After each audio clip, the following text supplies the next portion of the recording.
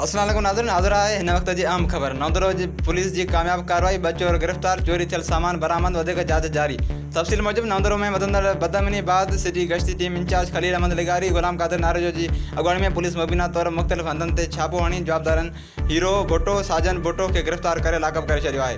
जवाबदारनि खां चोरी थियल सामान जंहिंमें मुख्तियार सोमो जूं 2 बैटरियूं, तनवीर सोलंकी जी किराने जी दुकान जो सामान, जॾहिं त फ़ौजी सिकंदर नारजो जे ओपो टच मोबाइल, दर्जी जा कपड़ा, इस्त्री पिणु बरामद कई वई आहे, जॾहिं त ॿियो जवाबदार मोहसिन दायो फरार थियण में क़ामयाब थी वियो। इन मौक़े ते सहाफ़त सां ॻाल्हाईंदे DSP सैयद शाहजहान शाह ऐं SHO शाहिद सादिक मेमन चयो आहे त ख़ुफ़िया इतला ते जवाबदारनि जे घरनि ते पुलिस छापो हयो, जिते 2 जवाबदार गिरफ़्तार करे चोरी थियल सामान बरामद कयो वियो आहे ऐं हिकु जवाबदार मोहसिन दायो फरार थी वियो आहे, जंहिंजी ॻोल्हा जारी आहे। मुंहिंजे हद जा थाणा सुठो कमु करे रहिया आहिनि। ॾोहारी केतिरो बि ताक़तवर हूंदो, कानून खां मथां नाहे। शहर ऐं पसगिरदाई में अमन कराइण असांजी अवलीन तरजीह आहे। इन सिलसिले में शहरी ऐं इलाइक़े वासी असांजो साथ ॾियनि। असांजो 24 कलाकनि जे अंदरि में सामान साईं जन मोटाए नौदरे जा जेके सिटी सदर आहे DSP साहब, SHO साहब, खलील अहमद साहब, असां उन्हनि जा शुक्रगुज़ार आहियूं। असांखे सामान सभु कुझु मिली।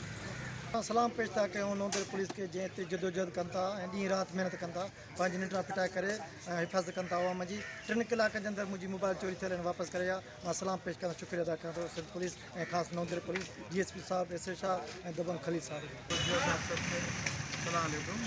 ये तो असांखे जेके चोरी थियो असांखे पूरी मालूमात थी, असांजे मुआसिन आयो उन्हनि जे घर सां रेड कई, उन्हनि जो सामान मोबाइल ते ताज़ी थोरो थी वापसि घर में पई सामान पाण थी वियो, पर जला करे उन जे करे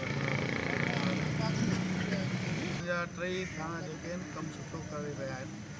उहो पंहिंजी हक़ पंहिंजी महिनत करे थो।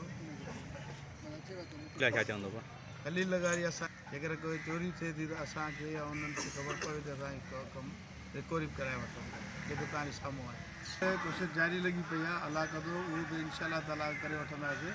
उन में बि उहो मोहसिन ई आहे, असां मोहसिन दायो आहे जेको इहो कमु सॼो शहर में करे थो। भाईजान जीअं त इहे ॾींहुं पहिरियां दुकानदार हुया, उन्हनि जी दुकान में चोरी थियल हुई, जो मुसलसल इंफॉर्मेशन कंदा रहियासीं। आख़िर में हिकिड़ो ई जेको जवाबु असां क्लियर कयोसीं, मोहसिन दायो जेको हार्ड क्रिमिनल आहे ऐं असांजे थाने तो 5-6 खे ऑलरेडी चालान थियल आहे। कल्ह उनजे घर रेड कयोसीं, उन रेड दौरान ई असां जेको हीउ चोरी थियल सामान आहे उहो रिकवर कयो आहे ऐं पाण भॼी वियल आहे। उनजे कॾहिं बि अलाह आख़िर कंदो ॾींहं अध में उहे बि असां अरेस्ट करे वठंदासीं। अस्सलाम वालेकुम। जीअं त मां शुक्रगुज़ार आहियां पंहिंजे नौदरे शहर वासियुनि जो।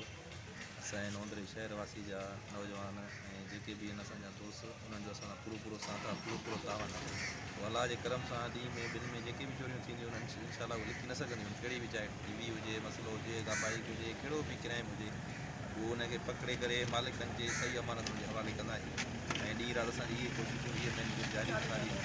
अलाह ख़ैर कंदो। अॼु बि तव्हां ॾिठो जेके बि सनातुला सामान हुया उहे मालिकनि जे हवाले कया विया ऐं अलाह ख़ैर करे जेको आहे जंहिं बि क्रिमिनल उनखे ज़ाहिर कंदा आहियूं, उन में FIR वग़ैरह सॼी माण्हू ऐं चालान बि चलनि, गिरफ़्तार बि चलनि। अलाह ख़ैर कंदो। तव्हां शहर वासियुनि जो सभिनि जो साथ कंदो, शुक्रगुज़ार आहियां मां पंहिंजे साफ़ियुनि दोस्तनि जो ऐं शहर वासियुनि जो ऐं पंहिंजो SHO ऐं DSP।